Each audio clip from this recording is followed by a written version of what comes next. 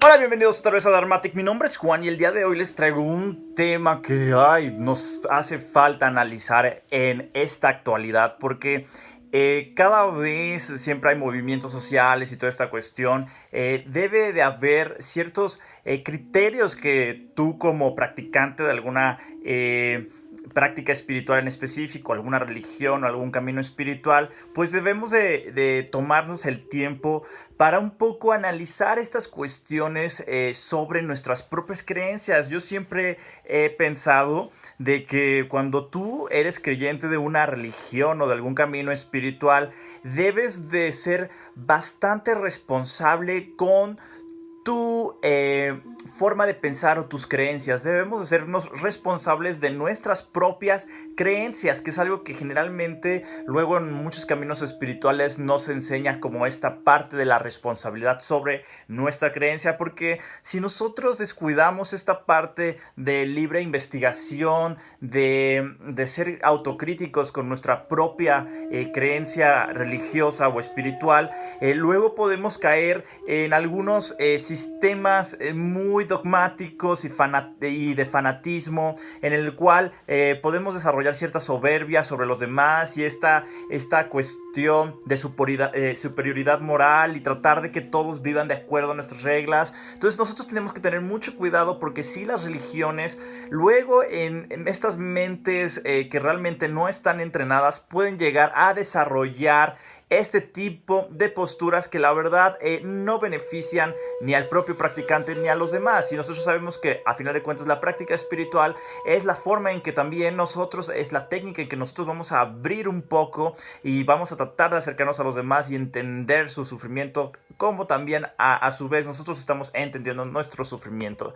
Y esto me vino porque realmente yo he leído como muchos comentarios en mi Facebook, en algunos blogs o algo así, que realmente cada vez empieza más como este victimismo de los practicantes religiosos al momento de, a final de cuentas, debatir algún punto de su creencia, como esta intolerancia que existe y se sienten agredidos automáticamente. Y pareciera que las religiones, las cuestiones religiosas no deberían de ser tocadas. Y yo creo que al contrario, sí debe de haber debate, debe de haber un crecimiento, una evolución en estas creencias. Y por eso debe de existir esa apertura para decir, bueno, yo opino esto, yo creo esto, pero también es muy válido que la otra persona diga, no, pues es que yo pienso que este punto no es así por esta o por esta forma, en esta cuestión. O sea, que exista esta cultura del debate.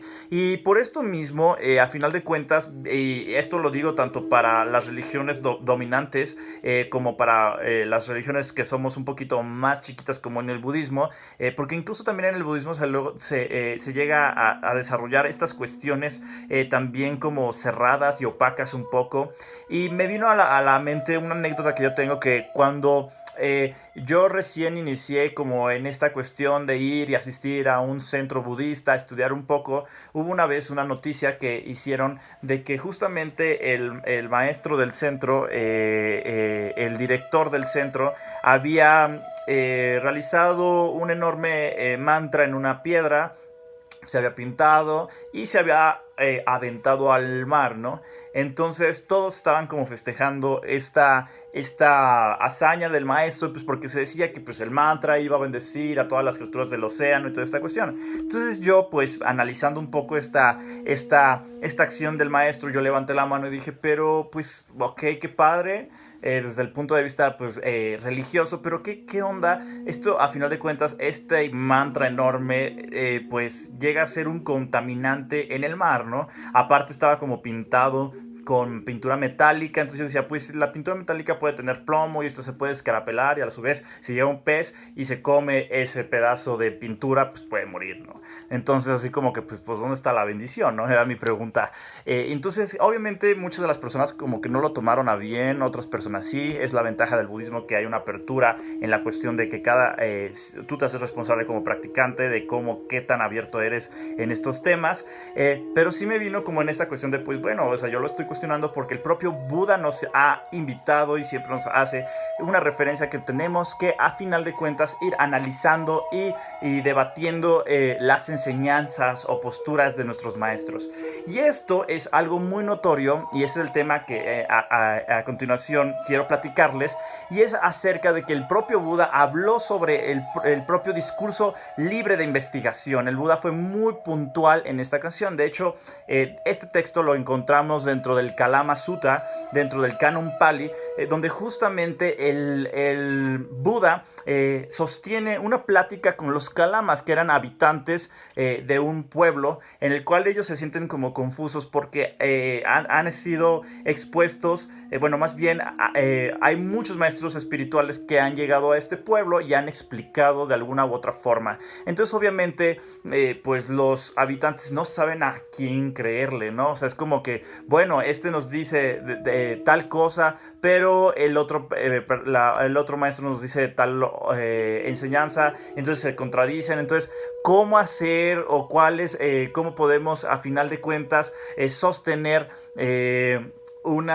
pues quién está bien y quién está mal? No era la urgencia para saber, ¿no? Y en esta ocasión el Buda a final de cuentas vuelve a hacer uso de esta magnífica cualidad que tienen los Budas de enseñar, y les plantea ciertas circunstancias donde les advierte a los Kalamas que no se deben de dejar guiar simplemente por estas circunstancias, y lo que sí es bueno es otras directrices que les pone, que ahí sí pueden guiarse a través de esta enseñanza.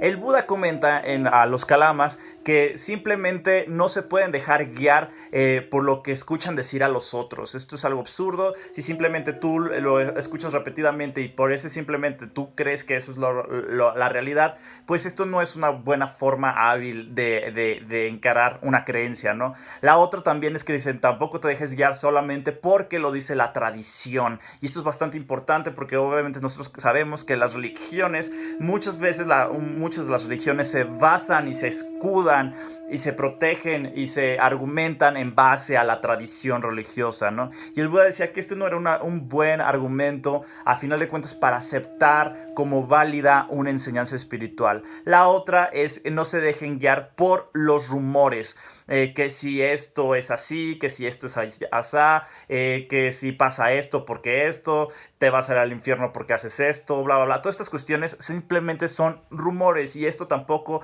es una vía válida para aceptar una enseñanza espiritual. La otra también, que esto es algo como un gran issue en las religiones occidentales, es no tampoco te dejes guiar simplemente por la autoridad de los textos religiosos. Fíjense, o sea, el propio Buda está diciendo no te dejes guiar por la autoridad de los textos religiosos.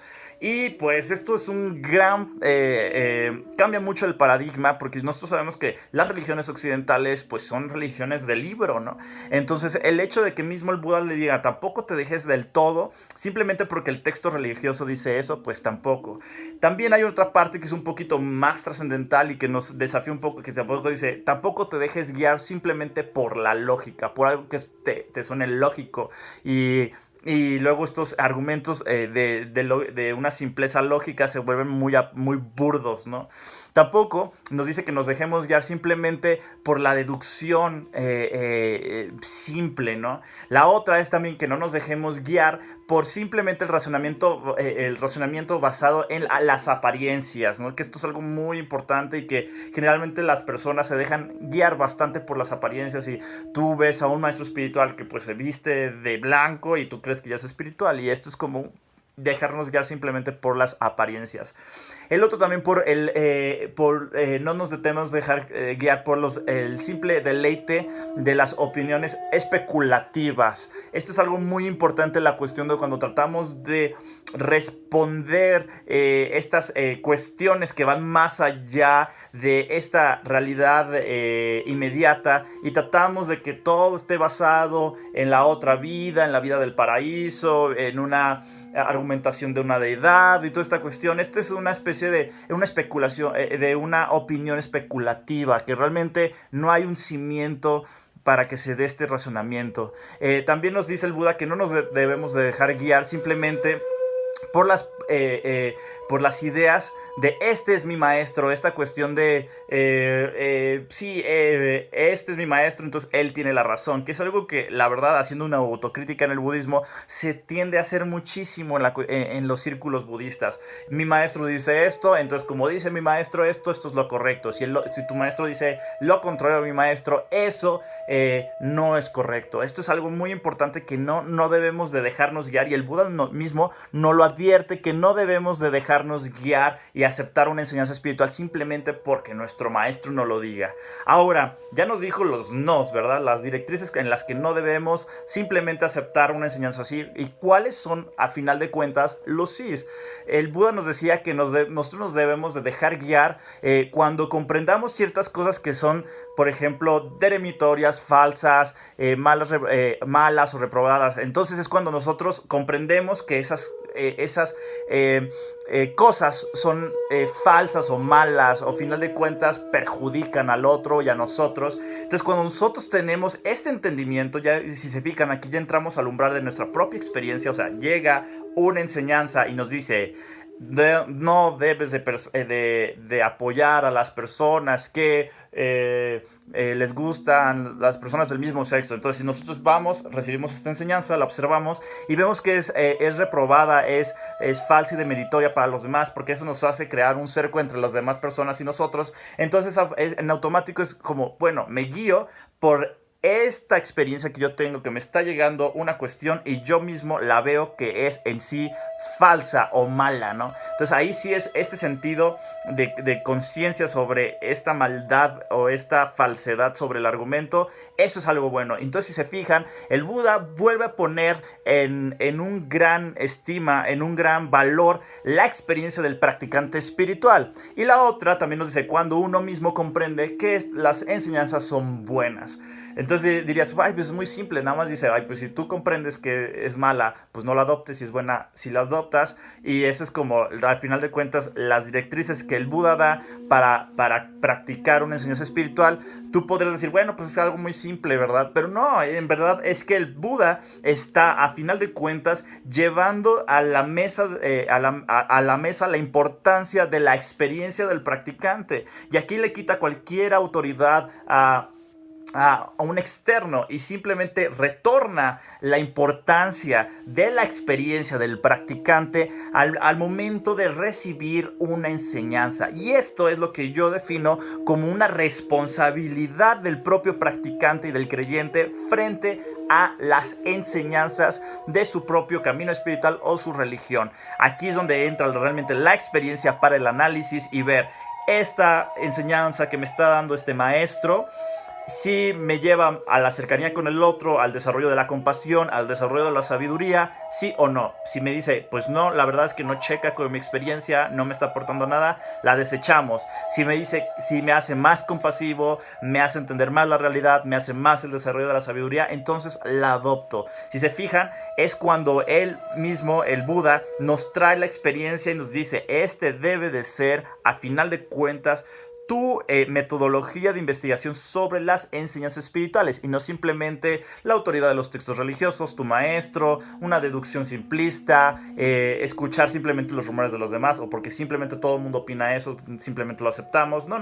Aquí hay una gran importancia en esta cuestión experimental del practicante, y hay que recordar, pues, no por nada nos llamamos practicantes, ¿no? ¿Por qué? Porque estamos practicando constantemente, estamos en este ejercicio de investigación y de prueba, donde nosotros vamos y probamos a final de cuentas estas enseñanzas, y ya cuando a final de cuentas comprobamos que esta enseñanza no es mala, no es sectaria, no nos aleja del otro, y a final de cuentas esta enseñanza nos lleva a la cercanía, al desarrollo de la compasión y de la sabiduría, pues entonces es cuando nosotros a final de cuentas aceptamos esta enseñanza. Esto es algo muy importante, y tú, si tú me estás viendo, independientemente si tú eres católico o o budista o judío o cristiano o esta cuestión, debe de existir esta crítica, a final de cuentas, esta autocrítica con nuestras propias enseñanzas y nosotros realmente no dejarnos guiar por estas autoridades. Yo sé que en las religiones occidentales es difícil porque si hay una autoridad del libro por ahí, hay una autoridad cupular, eclesiástica, y pues es difícil luego ser crítico dentro de estos sistemas religiosos. Sin embargo, pues yo te invito a que tú, siendo practicante, de todos modos mantengas este método este